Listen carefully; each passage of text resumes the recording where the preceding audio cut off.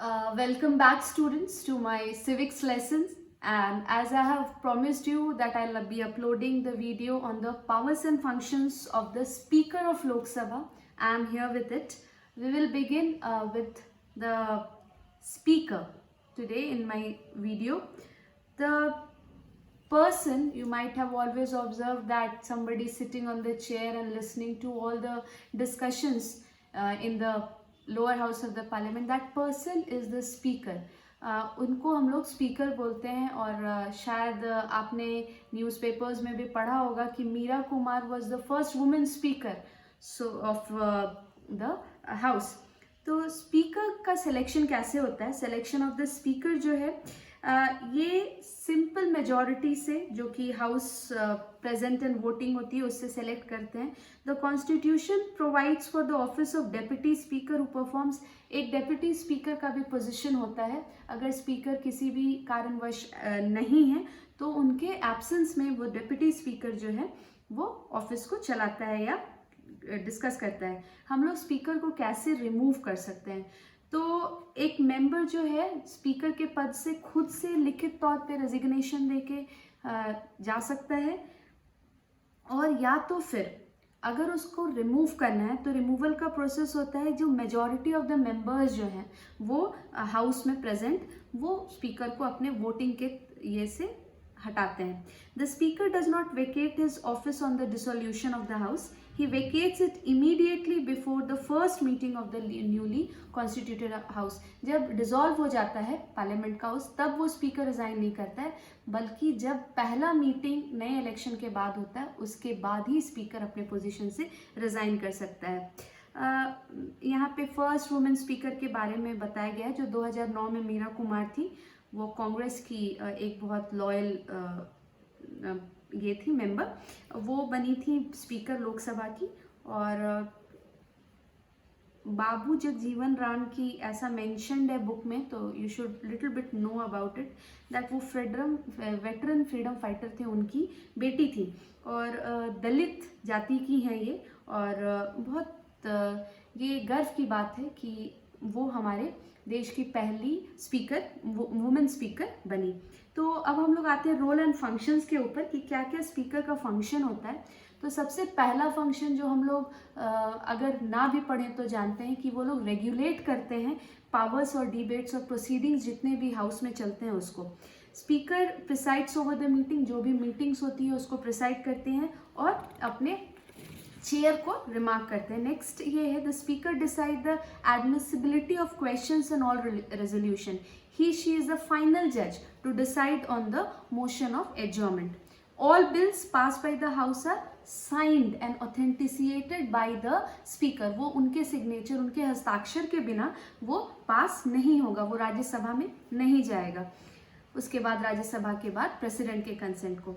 अगर किसी भी क्वेश्चन अराइज करता है बिल को लेके कि वो मनी बिल है या नहीं है, तो वो डिसीजन स्पीकर का ही होता है जिसको फाइनल कंसिडर किया जाता है. और इसमें है, the speaker shall not vote in the first. Speaker अपना जो वोट है वो पहले नहीं देता है. डिस्कशन करने के बाद फॉर और अगेंस्ट प्रपोजल जब इक्वल हो जाता है, मान लीजिए कि किसी बिल को पारित करने के लिए एक सीमित या बोल सकते हैं कि इक्वल वोट है दोनों पक्षों के बीच से, तब वहाँ पे ये अपना कास्टिंग वोट, वो उस वोट को हम लोग, ये नाम याद रखिएगा, कास्टिंग वोट को करके और उस बिल को पारित करते हैं. तभी वो डिसाइड हो जाता है कि वो बिल जो है वो प्रपोजल होगा कि नहीं. दिस वोट डिसाइड्स वेदर और not the proposal will be passed. और उनके ही इस विल से या कास्टिंग वोट से पता चलता है कि वो प्रपोजल पास होगा या नहीं होगा, जब वो इक्वल है. अब आते हैं हम लोग डिसिप्लिनरी फंक्शंस पे. The speaker preserves order in the house. वो ऑर्डर को, डेकोरम को मेंटेन करके रखते हैं. He she may name a member for suspension. इनके पास ये पावर होता है कि किसी भी मेंबर को अगर सस्पेंड करना है तो ये उनका नाम आगे ले जा सकते हैं. अगर वो इनके चेयर को, मतलब स्पीकर के पोजीशन को अपमानित करता है, डिसरिगार्ड करता है. In case of grave disorder, कभी कभी आपने देखा होगा कि पार्लियामेंट बहुत ही लड़ाई झगड़े का माहौल हो जाता है. वार्तालाप ऐसी होती है जो कि बहुत ही आपत्तिजनक होती है, एक दूसरे से तू मैं होती है, उस केस में स्पीकर के पास पूरा पावर होता है कि वो हाउस को एडजॉर्न कर दे, जो मतलब स्थगित कर दे कुछ समय के लिए या एक समय निर्धारित सीमा के लिए। इफ अ वर्ड और words used in the debate are indecent और अनपार्लियामेंट्री, कभी कभी होता है कि ज़्यादा बोलने के क्रम में मंत्री कुछ ज़्यादा ही बोल जाते हैं, तो उस केस में कुछ भी जो अनपार्लियामेंट्री है, जो पार्लियामेंट के शोभा के खिलाफ है, या कुछ भी जो ऐसे शब्द निकल रहे हैं जो आपत्तिजनक हैं, इनडिसेंट है, तो स्पीकर जो है उसको वहाँ पे ख़त्म कर सकता है उस हाउस के प्रोसीडिंग को।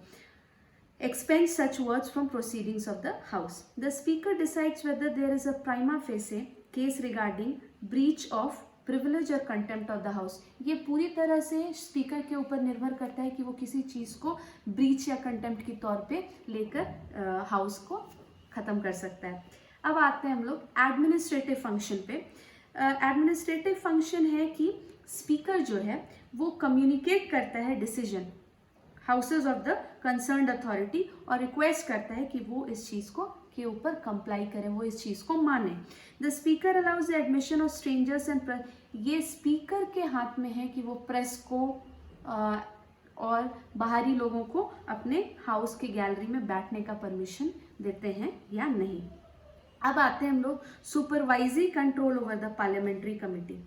ये चीज़ आपको 1 नंबर के प्रश्न में ऑब्जेक्टिव पार्ट में ज़रूर आता है, who is the ex officio chairperson of the house. तो आप हमेशा याद रखिएगा कि the speaker is the ex officio chairperson of some of the committees of the house, जो कि है बिजनेस एडवाइजरी कमेटी और रूल्स कमेटी।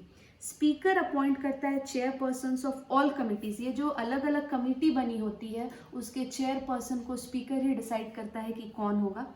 और अगर किसी भी डॉक्यूमेंट को, तीसरा फंक्शन ये है कि अगर कोई भी डॉक्यूमेंट जो है वो सीक्रेट है, ठीक है, जिसको नहीं देना है, but the committees insist on its production before them, the matter is referred to speaker's advice. अगर उन्हें वो चाहते हैं कि वो बाहर आए जो कि सीक्रेट डॉक्यूमेंट है, या तो इसमें पूरी तरह से ये स्पीकर के एडवाइस के ऊपर निर्धारित है कि वो उस इंस्ट्रक्शन को ओबे करें या ना करें, ठीक है। अब हम लोग आते हैं powers under the anti defection law.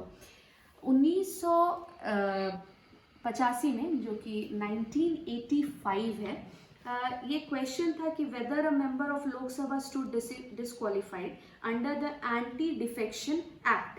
तो ये एक्ट क्या है कि member of Lok Sabha stood disqualified, the question was referred to decision of the speaker, his decision was final in this regard under the provision of constitution। ये संविधान के अंतर्गत provision जो बना था, जो कि 91st अमेंडमेंट हुआ था, अमेंडमेंट मतलब शोध हुआ था उसके ऊपर, जो कि एक्ट बना 2003 में। The defectors will not only lose membership of the house, जो अगर एंटी डिटेक्शन लॉ के अंदर वो लॉ से हाउस मेंबरशिप से बाहर आते हैं, दे ऑल्सो आर डिबार्ड, उन लोग को रोका जाता है holding any public office as that of a minister till they are elected again. वो कोई भी ऑफिस को होल्ड नहीं कर सकते हैं जब तक वो फिर से इलेक्टेड नहीं होते हैं। अदर पावर्स और फंक्शन स्पीकर का है कि the speaker presides over the joint session of the house. दूसरा, speaker nominates in consultation with the chairman of Rajya Sabha personal from parliamentary delegations to various countries, कि कौन पार्लियामेंट डेलीगेटरीज बाहर विदेश जाएंगे। और ही she presides over the conference of the presiding officers of legislature of both of their. तो ये आपके speakers के डिफरेंट फंक्शंस हैं जो कि डील किए गए हैं। स्पीकर का पोजीशन क्या होता है ये जानना ज़रूरी है। तो the office of speaker is one of the great honour and responsibility. Speaker जो है वो एक बहुत रिस्पॉन्सिबल जगह पे है।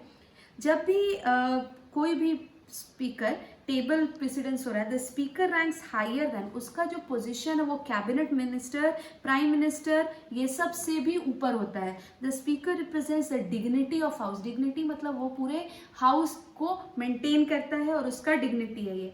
And since house represent nation, और वो हमारा जो हाउस है वो पूरे नेशन को डिपिक्ट करता है, तो स्पीकर जो है वो भारत का एक फ्रीडम और नेशन के फ्रीडम और लिबर्टी का सूचक बन जाता है, जो कि बहुत ही गणमान्य पोजीशन है और बहुत रिस्पेक्टफुल पोजीशन है, जहाँ से बैठ कर वो पूरे देश को चलाता है। तो the position of speaker is powerful than that of the cabinet ministers and the prime minister while the session is in progress.